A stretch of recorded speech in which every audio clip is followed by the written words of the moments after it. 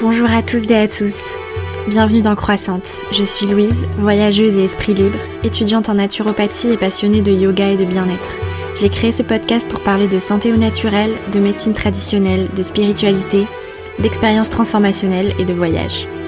À travers le partage d'expériences d'éveil spirituel, de chemins de vie, de prise de conscience, de récits de voyage aussi bien lointains qu'à l'intérieur de soi, l'ambition de ce podcast sera de vous inspirer, de vous donner envie de vous reconnecter à vous-même, de vous transformer et d'incarner ce que vous voulez voir dans le monde. Le but est aussi de promouvoir avec mes invités les médecines douces et traditionnelles, l'univers mystique, ainsi que des façons alternatives et durables de voyager qui permettent selon moi de faire tout ce chemin. Alors commence par prendre une grande inspiration, ouvre bien ton esprit et tes oreilles, prépare-toi à recevoir plein d'ondes positives. Je te souhaite de passer un très bon moment avec moi. À tout de suite.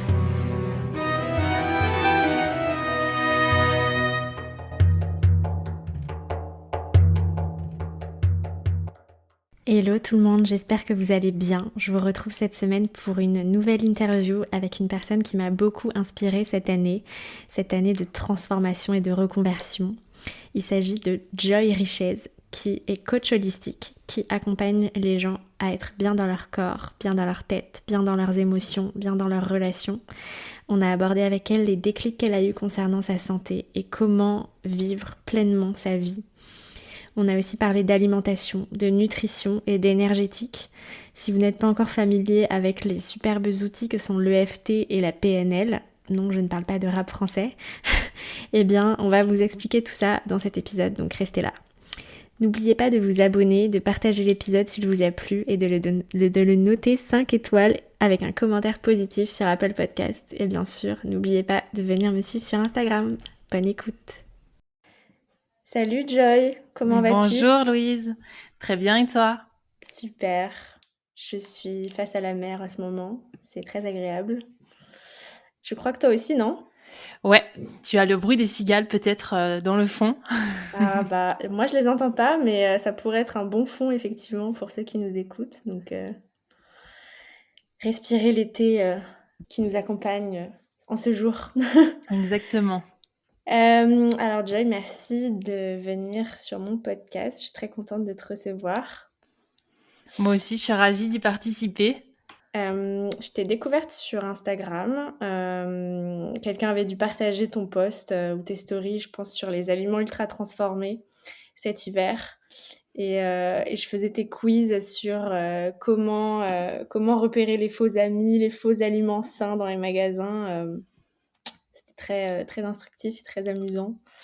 Et ensuite, j'ai lu ton e-book Prise de conscience que j'ai adoré, où tu parles de tes déclics et de comment tu as réussi à prendre ta santé et ta mission de vie en main. Donc, j'avais vraiment envie de partager tout ça avec mes petits auditeurs. Donc, tu fais plein de choses, tu as plein de casquettes. Donc, je vais te laisser te présenter toi-même parce que j'ai pas réussi à me retrouver dans tout ce que tu faisais, ton parcours, etc. Donc, je te laisse dire ce que tu as envie de dire sur qui tu es, qu'est-ce qui te rend fière dans la vie, etc. Alors, pour commencer, je m'appelle Joy, j'ai 31 ans, je vis près d'Aix-en-Provence, à Saucey-les-Pins, donc au bord de la mer. J'aime bien me présenter, mais pas en commençant par ce que je fais dans la vie, parce que je trouve que c'est assez réducteur. Donc je suis une gourmande de la vie dans son entièreté, en passant par l'alimentation, les relations, les bouquins, les podcasts, le fonctionnement humain, enfin tout m'intéresse. Et du coup, il y a quelques années, j'ai créé Sérieusement Gourmand pour justement allier ma vie personnelle et professionnelle et vraiment être en accord sur tous les plans. Et aujourd'hui, je suis coach holistique et j'interviens sur différentes thématiques. La thématique de la nutrition santé, donc qui touche plutôt au corps. La thématique du développement personnel qui va toucher plutôt au mental, au psychologique. Les émotions et puis les relations. Donc c'est mes 4 axes au quotidien. C'est ce que j'expérimente aussi moi dans ma vie personnellement. Parce que je crois qu'il faut d'abord incarner les choses avant de pouvoir les proposer de façon professionnelle. Et puis j'explore en fait. J'explore chaque jour, je teste, je me trompe, je me loupe, je réessaye et j'ajuste. Donc voilà, c'est ça moi, c'est tout ça Ok. c'est je suis plurielle, je suis multiple et je profite, de ce que nous offre la vie au quotidien. Cool. Ouais, tu très, très inspirante et j'adore tout ce que tu partages, effectivement sur les loupés de la vie, les aléas de la vie, les réussites, les échecs et cetera. Hem, Ça a été quoi ta la meilleure décision que tu as prise dans ta vie? Alors il y en a eu plusieurs et en fait, en réfléchissant à cette question, avant l'enregistrement, en fait, je crois que toutes mes décisions ont été prises avec beaucoup d'intuition. La toute première, ça a été de partir, de ma région d'origine. Donc je suis née, en Seine-et-Marne. J'ai fait 18 ans de ma vie, là-bas et quand j'ai eu mon bac, je suis descendue dans le sud de la France. Donc ça, c'est la première étape pour moi, la vraie grande décision, qui a vraiment été prise avec mes tripes. La seconde, ça a été de quitter mon emploi et de créer ma structure. Ça pareil, ça a été fait, totalement en lien avec mon intuition et je suis très réactive au niveau du ventre, donc tout se passe au niveau du ventre chez moi. Et le jour où j'ai annoncé à mon PDG que je voulais partir, tout s'est enchaîné de façon très, très, fluide et la dernière en date, c'est suite à une rupture, où je suis partie justement vivre à Saucey-les-Pins qui est, la ville de mes vacances d'enfance. Donc toutes ces choses en fait se font de façon très très fluide et c'est fou en fait de constater ça, de se dire que tous mes choix se font avec intuition, sans forcément que j'en prenne conscience en temps et en heure, et que c'est à chaque fois pour le mieux, même s'il y a toujours des étapes un petit peu plus difficiles et douloureuses à passer pour chaque décision, mais les choix sont toujours justes en fait. Mmh.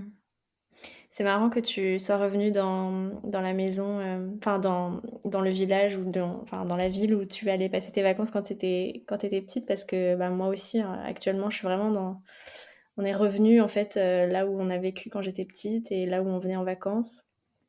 Est-ce que tu ressens que tu avais besoin de revenir à ce moment de ta vie, un espèce de retour aux sources? Totalement. En fait, je crois que j'ai même posé l'intention, quand j'étais jeune, parce que je me souviens avoir dit, à 7-8 ans: «Quand je serai grande, j'irai vivre là-bas» et en fait, je m'y retrouve ici. Il y a une vraie histoire de famille. On avait une maison de famille ici, j'avais, une tante qui faisait partie de la Résistance et cetera. Donc il y a vraiment une empreinte familiale au-delà de mes vacances, que je passais Mmh. moi avec mes parents. Ma grand-mère est venue aussi pour revenir sur les traces du passé et se ressourcer. Donc en fait, c'est une transmission multigénérationnelle qui, moi, me fait revenir aux sources, mais qui me permet aussi de revenir aux sources avec les membres de ma famille. C'est Mmh. un endroit où on s'est toujours retrouvés. Le fait d'y vivre, je découvre aussi ce que ça veut dire vivre ici concrètement, pas juste en vacances. Et en fait, ça fait du bien et c'est l'endroit où je venais pour me ressourcer et le fait d'y être au quotidien, en fait, je suis ressourcée, H24. Mmh. Donc il y a plus de limites, et ça, c'est génial. Ouais, je vois ce que tu veux dire. Qu'est-ce qui t'a apporté des déclics dans ta vie? Alors mes déclics, c'est principalement des choses, des caps de la vie que l'on traverse tous. Il y a eu la maladie, que j'ai rencontrée moi et que j'ai subie, aussi par mes proches. Donc moi, il y a 8 ans, je me suis fait opérer de la thyroïde. J'ai eu une ablation totale, suite à des nodules. Ça a été un cap dans ma vie, sur ma prise de conscience justement, sur comment prendre soin de la santé, et je l'explique dans mon e-book comme tu le mentionnais au début. Il y a eu aussi la perte, de beaucoup de mes proches dont une tante, justement qui était dans le sud de la France, qui a été un déclic pour moi d'un point de vue de la vie, me dire: «Ah en fait, on peut mourir à tout moment» et ça peut paraître très bête, mais le fait de prendre conscience qu'on a une fin, ça a révélé vraiment toute la saveur de la vie et je me suis dit: «Si tu profites pas de la vie maintenant, tu vas passer à côté». Donc ça a été un autre déclic et puis après, en fait, les déclics, ils se font presque, au quotidien, au gré des rencontres, des propositions et le fait d'être, ouvert finalement, à à chaque opportunité. Pour moi, ça fait partie des déclics et le fait d'être connecté aussi à son intuition et pour le coup, pour moi, à mon ventre, ça fait partie des déclics. Je me dis, tiens, il y a un message là-dessous, qu'est-ce que ça peut être? Donc après, voilà, le dernier déclic en date vraiment, ça a été un voyage qui n'a pas pu se faire et du coup qui a conduit à une rupture suite à une relation de 11 ans. Donc en fait, c'est beaucoup d'étapes dans ma vie qui se font parfois de façon douloureuse, parfois de façon limpide, ou les deux en même temps d'ailleurs. Et ça m'amène toujours à du mieux. Mmh. OK. Tu as parlé de ta santé, donc je voulais un petit peu, en parler avec toi, savoir un petit peu, quelle médecine naturelle, tu as rencontrée et qu'est-ce qu'elles t'ont apporté sur le chemin de ta santé? Alors pour commencer, j'ai d'abord découvert qu'il y avait deux visions en nutrition. J'ai pas commencé vraiment par la médecine naturelle, je savais même pas ce que c'était il y a 10 ans. Moi, pour remettre un peu dans le contexte, j'ai grandi avec les plats préparés, les chocs à pic le matin, euh, Yes. voilà, une enfance presque normale. Donc, je suis vraiment une enfant de l'industrialisation et qui adore ça et qui ne voyait même pas le problème d'ailleurs. Et quand je me suis fait opérer, j'ai pas tout de suite compris qu'il y avait un lien avec ma façon de m'alimenter. C'est après, une fois que je me suis rendu compte que déjà la thyroïde, c'était l'un des organes les plus importants du corps, que toute ma vie, je serais dépendante d'un médicament pour pouvoir vivre. Tout ça, ça m'a amené à réfléchir sur mon hygiène de vie et à me poser la question, qu'est-ce que j'aurais pu faire autrement pour éviter l'opération et conserver l'organe qui régit l'ensemble de mes hormones. C'était trop tard, donc je pouvais pas revenir en arrière, mais je pouvais quand même prendre conscience de l'enjeu pour les autres et pour le reste de mes organes. Tant qu'à faire, autant garder les autres. En fait, j'ai commencé par la petite porte sur les additifs. Donc, je me suis renseignée sur l'impact des additifs sur notre corps, les perturbateurs endocriniens. Donc là, ça m'a ouvert vraiment une énorme porte d'un point de vue alimentation, cosmétique, ustensiles de cuisine, enfin, tout notre quotidien.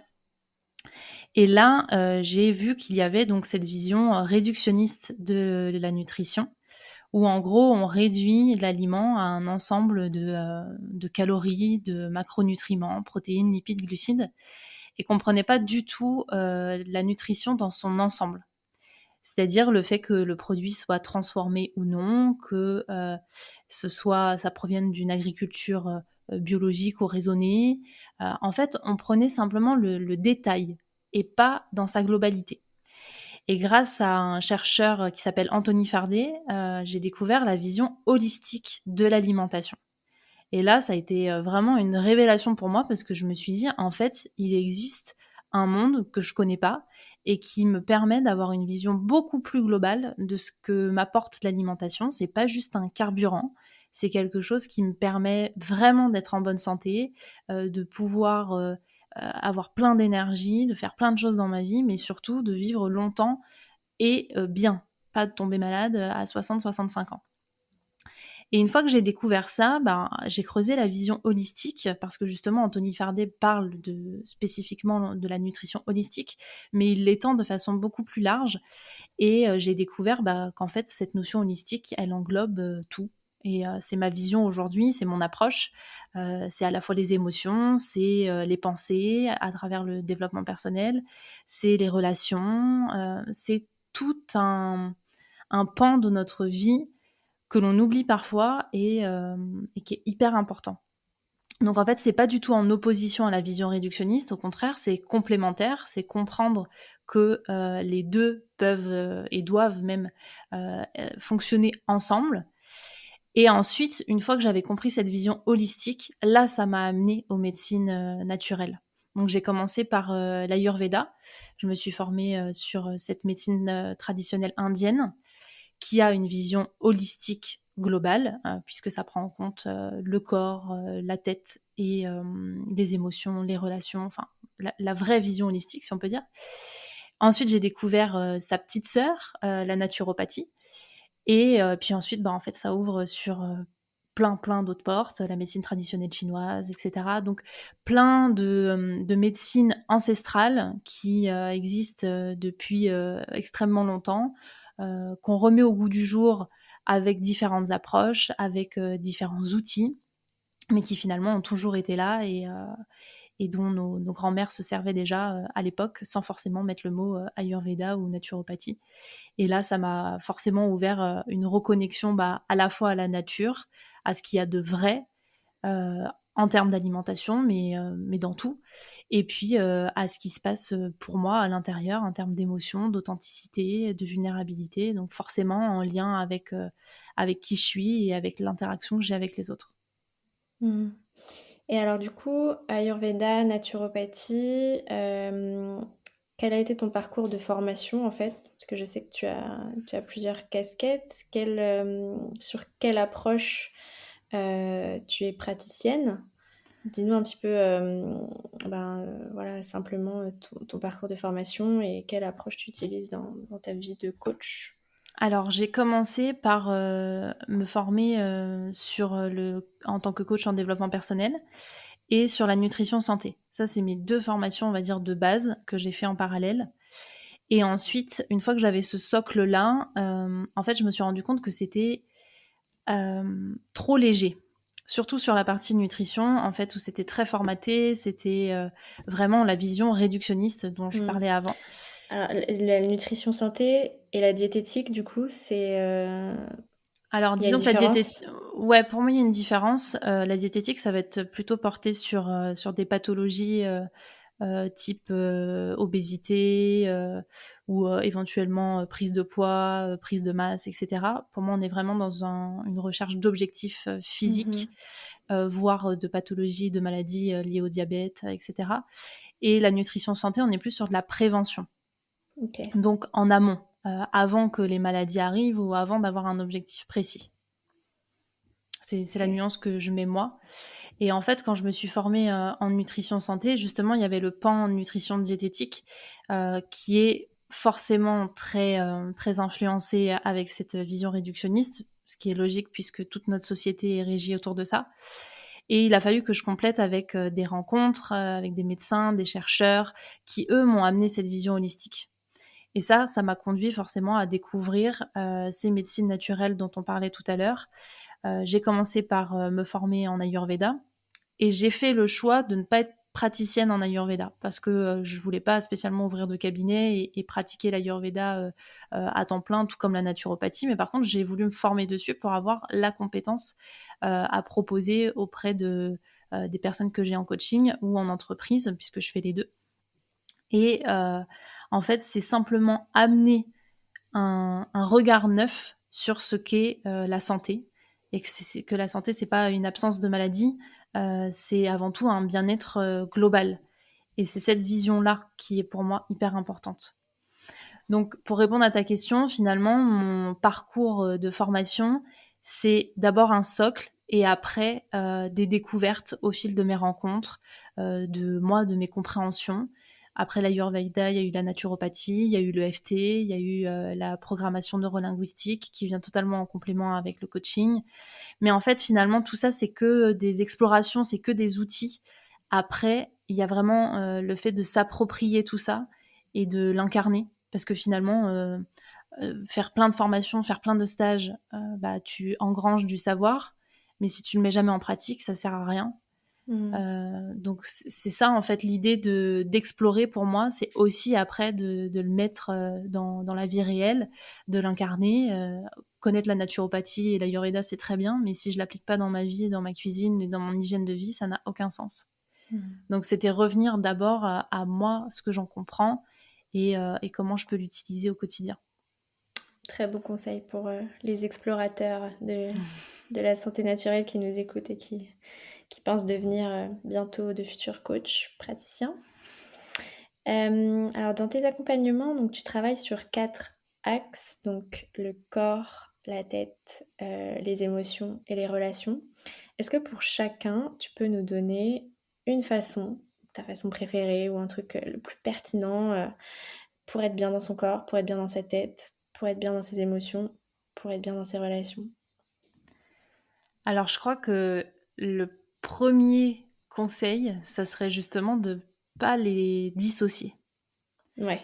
De prendre conscience que ça peut être un cercle vertueux comme un cercle vicieux. Et que si on touche à l'un, on touche aux trois autres. Pour prendre soin de sa tête, il faut prendre soin de ses émotions. Pour prendre soin de son corps, il faut aussi prendre soin de ses émotions et de sa tête, etc. etc. Pour répondre concrètement à ta question, je pense que la première chose, c'est apprendre à se connaître. Donc, apprendre à connaître son fonctionnement d'un point de vue psychologique, quels sont mes réflexes, mes réactions, quelles sont peut-être mes blessures. Vraiment aller faire un travail d'introspection pour apprendre à se connaître, non pas pour y porter un jugement ou forcément modifier quelque chose, mais simplement avoir conscience de comment on réagit, comment on agit et comment on est performant aussi dans la vie. Donc ça serait plus pour le côté mental. Pour le côté physique, ça serait vraiment, toujours dans la notion de connaissance de soi, savoir ce qui est bon pour soi et le mettre en pratique. Alors ça peut être d'un point de vue de l'hygiène de vie, de l'activité physique, mais aussi du sommeil. Le sommeil, c'est le b.a.-ba, autre que l'alimentation. C'est en fait revenir à, si j'ai envie de dormir, je dors. Essayer de se lever sans réveil, si c'est possible, et faire des siestes quand on en a envie.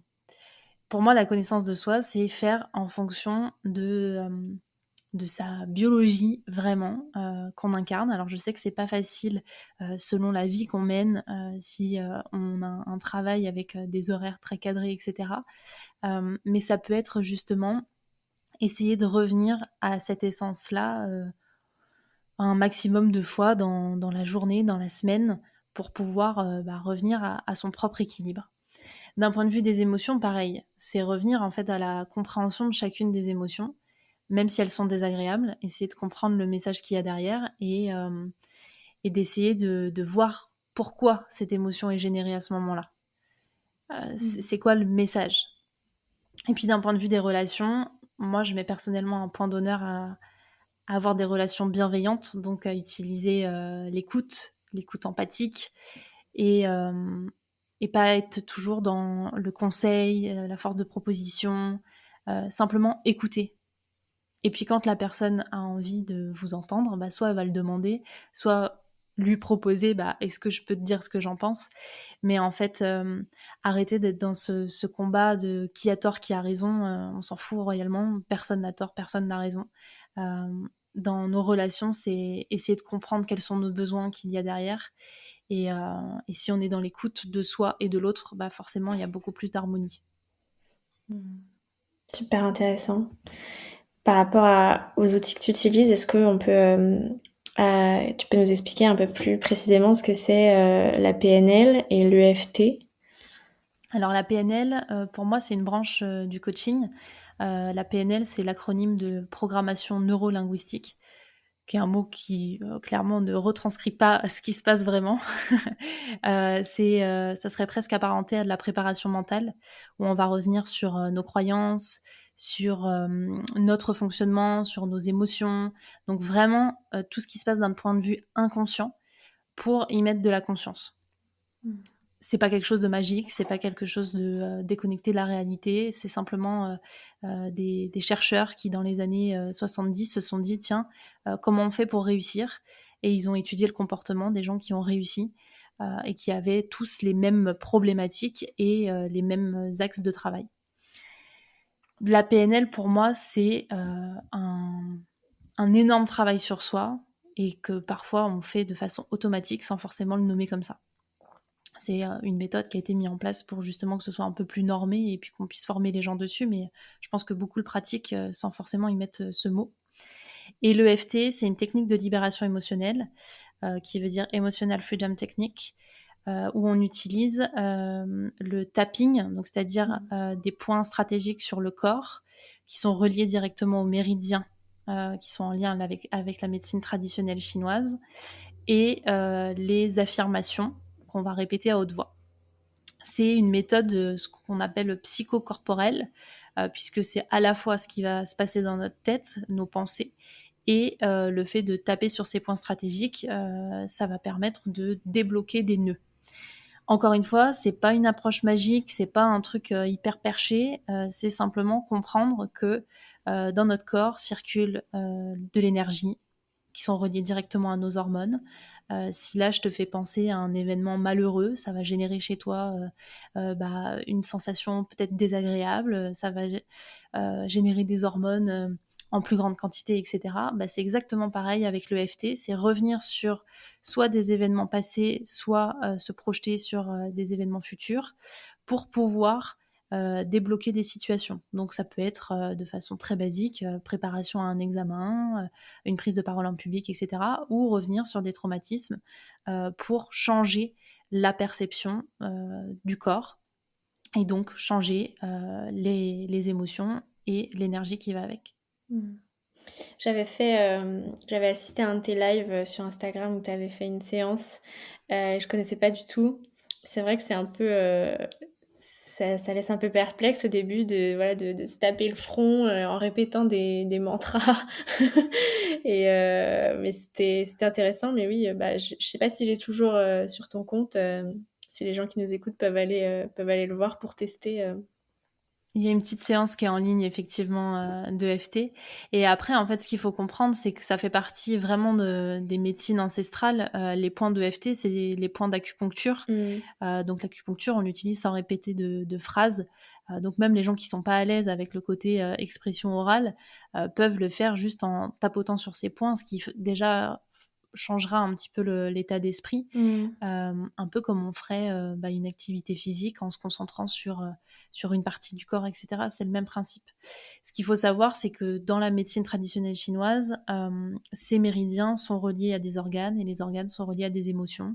Donc c'est vraiment comprendre cette vision globale sans forcément y mettre quelque chose de vraiment concret et s'embarquer dans une injonction totale de il faut à chaque fois que je travaille sur l'organe du foie parce que c'est relié à telle émotion, etc. C'est juste comprendre qu'on est un tout et que même nos organes ont des choses à nous dire.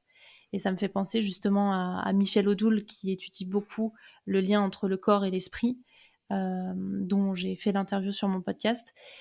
C'est comprendre que tout ce qui se passe dans notre corps est en lien avec ce qui se passe avec nos émotions et dans notre tête. Ouais, on l'a pas dit au début de l'épisode, mais tu as aussi un podcast qui s'appelle Sérieusement Gourmand que j'invite. Vivre avec bon sens, ouais. Vivre avec bon sens, pardon. Ouais, je vous invite à aller l'écouter. Pour revenir sur l'énergétique, du coup, le FT, c'est une pratique énergétique.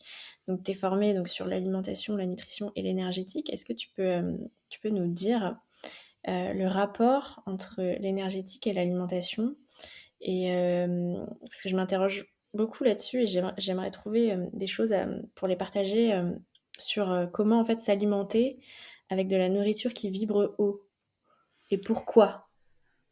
Alors cette question m'a fait beaucoup rire parce que je me suis dit ok, alors déjà comment je vais y répondre. La première chose qui m'est venue, c'est vraiment d'essayer de remettre de la légèreté sur tout ça.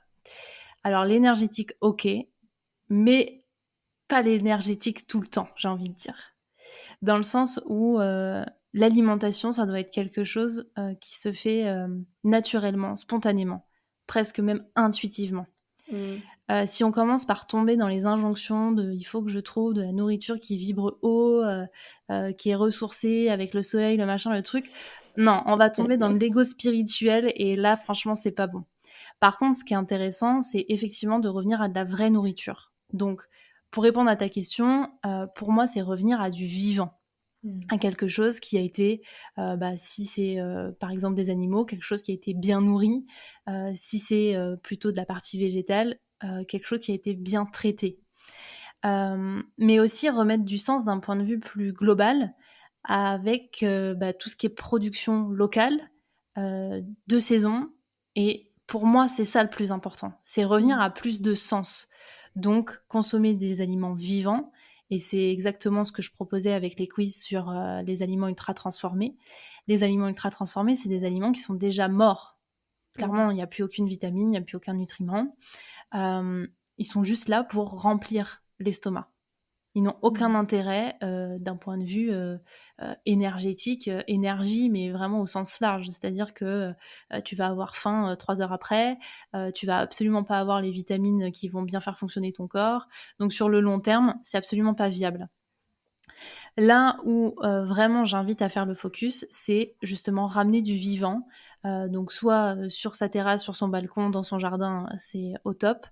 Mais juste retourner sur les marchés, consommer des vrais aliments et ensuite les cuisiner, là pour moi ça a du sens. Et pour répondre de façon encore plus concrète, il y a malgré tout cette dimension énergétique qui est pas négligeable, dans le sens où il y a eu des études qui ont été faites sur des animaux qui ont été euh, maltraités, mal nourris, etc., pour voir l'impact que ça avait sur nous. Et clairement, ça a un impact sur nos propres émotions, etc. Mais on pourrait même l'étendre à tout ce que l'on fait au quotidien. Si on côtoie des gens nocifs dans notre vie, Mmh. ça va avoir un impact sur nous. Donc forcément, l'alimentation, d'un point de vue plus étiré, va avoir un impact sur nous aussi. Que Mmh. ce soit de l'énergétique, que ce soit d'un point de vue des hormones, je sais pas, peut-être les deux. Mais je pense qu'il faut prendre de la hauteur là-dessus et se dire, bah, je remets du sens, en fait. Et c'est toute l'idée de vivre avec bon sens, c'est faire des choix avec plus de conscience et revenir à vraiment l'essentiel. Et l'essentiel, c'est pas acheter, selon moi, un cordon bleu sous plastique dans un supermarché. Même si j'en ai consommé et que j'ai adoré ça, je tiens à le préciser. Pareil. Et j'en cuisine ben, toutes les semaines aux enfants que je garde. C'est pas moi qui fais les courses, mais bon, c'est comme ça. Merci pour cette réponse super, super concrète. Euh, Dans tous tes accompagnements et dans, voilà, dans tout ton métier, c'est quoi qui te rend le plus fier de toi? Je sais pas si on peut parler du mot fierté. Je préférerais dire reconnaissante. Euh, En fait, je suis reconnaissante des gens que j'accompagne parce que je les trouve hyper courageux de pouvoir bah, faire ce travail sur eux. Euh, et moi, personnellement, je me trouve audacieuse de faire des choix qui sont pas forcément conventionnels, de me réajuster aussi, de déconstruire certaines choses et d'en reconstruire d'autres. En fait, de vivre avec cette impermanence constante et parfois se dire ouais c'est hyper inconfortable mais je suis reconnaissante en fait de réajuster, de me réajuster et de permettre aux autres aussi de se réajuster. Ok, cool. Et tu fais des accompagnements individuels ou Oui, aussi de groupe? alors je fais les deux. Aujourd'hui je fais des accompagnements individuels pour les particuliers et après je travaille avec les entreprises ou les groupes si je fais des séminaires ou stages. Où là, du coup, c'est plutôt des accompagnements collectifs, où ça peut être des ateliers ou des conférences. Et puis je construis en fonction des objectifs de chacun ou du groupe. Ok, cool. Euh, et alors, c'est quoi tes futurs projets ou des sujets qui t'animent en ce moment? Ce sur quoi tu travailles ou ce sur quoi tu réfléchis que tu voudrais partager pour cette fin d'interview? Alors, pour l'automne, donc septembre, octobre, je suis en préparation d'un programme pour les entrepreneurs et les PDG, pour justement les accompagner à cet équilibre vie professionnelle, vie personnelle, mais surtout les amener à la sérénité professionnelle. Parce que c'est quelque chose d'hyper important et qu'on oublie très souvent. On passe la plupart du temps à travailler, soit en entreprise, soit en individuel, et on oublie en fait qu'il y a une essence à avoir. Et pour moi, c'est cette vision holistique. C'est revenir aux fondamentaux, c'est revenir à beaucoup plus de bon sens. Donc dans ce programme, il va y avoir bah, plein de thématiques abordées, de la nutrition, en passant par le sommeil, en passant par l'estime de soi, les émotions, les relations. En fait, j'utilise vraiment mes 4 axes, mais de façon beaucoup plus concrète et détaillée, pour amener chacun à revenir à plus de bon sens et à moins d'ego et de mal-être. Hmm. Trop bien. Ben, Est-ce que tu as peut-être un livre que tu as découvert il n'y a pas longtemps, que tu voudrais partager, ou un podcast? Alors, j'en ai plusieurs parce que je suis beaucoup fan de livres et de podcasts. J'ai beaucoup exploré la dimension des relations et des relations de couple principalement, ces derniers temps. Mmh. Parce que comme je précisais, c'est ma dernière étape en date, donc j'aime bien explorer, tout ce qu'il y a derrière. Donc j'aime beaucoup, le podcast Le cœur sur la table, Mmh. qui nous invite vraiment à prendre de la hauteur sur nos relations et pas que amoureuses. Ça nous Oui, je permet en connais. fait, vraiment de revoir heu, nos schémas amoureux, amicaux, et de déconstruire certaines croyances là-dessus. Et le podcast Atypique People, qui parle, des personnes à haut potentiel intellectuel et émotionnel. Donc il y a la première saison qui est plutôt basée sur, les enfants à haut potentiel, comment les accompagner d'un point de vue de Mmh. l'éducation, ou à l'extérieur, pas forcément en tant que parent. Et la deuxième saison, c'est, l'interview de personnes, inspirantes qui sont au potentiel ou qui potentiellement pourraient l'être. Et je trouve ça hyper inspirant, qu'on soit au potentiel ou pas, tout simplement de voir qu'on arrive à mettre des mots sur parfois des mal-être. Parce que c'est quelque chose d'assez nouveau, on en parle beaucoup en ce moment, mais il y a quelques années, on n'en parlait pas. Et ça permet tout simplement de prendre de la hauteur sur nos différents comportements, sur notre façon de fonctionner. Et en fait, je trouve ça hyper inspirant de voir qu'on est tous différents et en même temps qu'on peut être tous complémentaires. Trop bien. Je connaissais le premier, mais pas le deuxième, donc je vais aller checker ça. Et où est-ce qu'on peut te retrouver, Alors, on toi? peut me retrouver sur Instagram sous le nom de Sérieusement Gourmand, mais quand tu diffuseras le podcast, je pense que ce sera sous le nom de Joy Richez. OK, Voilà, parce qu'il va y avoir un petit changement par rapport à ça. d'accord. Et puis après sur Facebook, LinkedIn, voilà, tous les réseaux sociaux, on me retrouve un peu partout et sur mon site, qui est aujourd'hui sérieusement-gourmand.fr et qui sera demain, Joy Richez. T'abandonnes ton premier nom, Sérieusement Je fais Gourmand? évoluer, ouais, effectivement, je fais évoluer, bah, aussi au gré de mes évolutions à moi et vraiment pour incarner, bah, pleinement qui je suis, parce qu'en fait, ça fait, bientôt 6 ans que je suis sous le nom de Sérieusement Gourmand et j'ai beaucoup évolué Mmh. depuis. Mon entreprise a beaucoup évolué et j'ai vraiment à cœur d'incarner, en fait, Mmh. ce, pourquoi je travaille et ce en quoi je crois. Et en fait, bah, avant d'être Sérieusement Gourmand, c'est d'abord moi Mmh. et tout ce que j'expérimente donc j'arrête presque de me cacher derrière Sérieusement Gourmand et je dévoile mon vrai visage avec mon vrai nom, pour, dire: «Bon, bah, voilà, en fait, c'est moi et Sérieusement Gourmand, ça a toujours été moi». Je l'ai toujours amené de cette façon, mais là, ce sera vraiment plus concret, le fait d'utiliser mon nom et que ce soit presque, ma marque, mon étiquette, quoi. Mmh. Tu raison de te révéler et de t'exposer, au grand jour.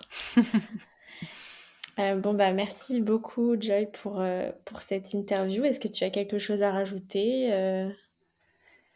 Faire les choses avec légèreté et revenir à l'essentiel. Trop bien, parfait. On va se quitter là-dessus. Je vous mettrai toutes les références qu'on a citées, dans, notre conversation dans les notes du podcast et ainsi que les liens pour retrouver Joy sur son site, son Instagram et cetera. Merci Merci beaucoup, beaucoup. Louise. Merci à toi. Bonne journée. Bonne Salut. journée. Merci d'avoir écouté cet épisode jusqu'au bout. S'il t'a plu, n'hésite pas à le partager autour de toi et sur tes réseaux et à m'envoyer un message pour me dire ce que tu en as pensé sur Instagram @LouiseBrenner. N'oublie pas de t'abonner et si tu es sur Apple Podcast, à le noter 5 étoiles et à me laisser un avis positif, c'est ce qui me soutiendra le plus. Un grand merci à toi et je te dis à bientôt pour de nouveaux épisodes inspirants. Bye!